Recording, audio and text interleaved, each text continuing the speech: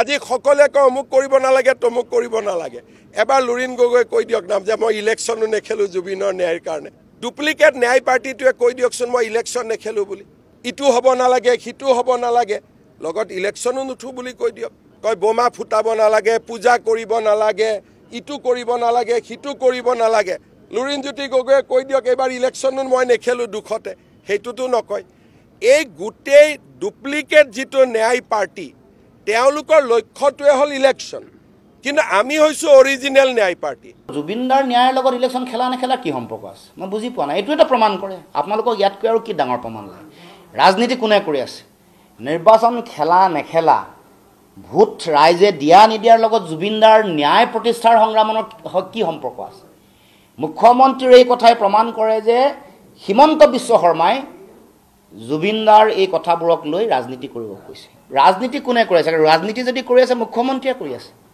কাৰণ জুবিনদাৰ ন্যায়ৰ লগত কেতিয়াও ভোটৰ ৰাজনীতি জড়িত নহয়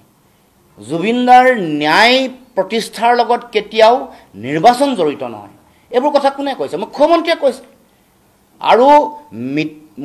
জুবিনদাৰ নশ্বৰ দেহটো গ্ৰহণ কৰাৰ দিনটোৰ পৰা সময়কণৰ পৰাই তেওঁ ৰাজনীতি কৰি আছে ৰাইজেতো দেখি আছে ডুপ্লিকেট ন্যায় বিচৰা পাৰ্টি মুখ্যমন্ত্ৰী হিমন্ত বিশ্ব শৰ্মাই নিজে মনত ৰখা দৰকাৰ তেওঁহে ডুপ্লিকেট আছু আছিলে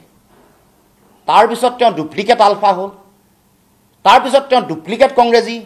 আৰু মই আজিয়ে কৈ থৈছোঁ সময়ৰ ইতিহাসত এইটো লিখা থাকিব হিমন্ত বিশ্ব শৰ্মা ডুপ্লিকেট বিজেপি হিচাপে প্ৰতিষ্ঠিত হ'ব এইটো স্পষ্ট গতিকে ডুপ্লিকেট কোনে কৰিছে কোনে মিছা কথা কৈছে আৰু কৈছে যে মই বোলে মিছা কথাৰ মেচিন হেনো তেওঁ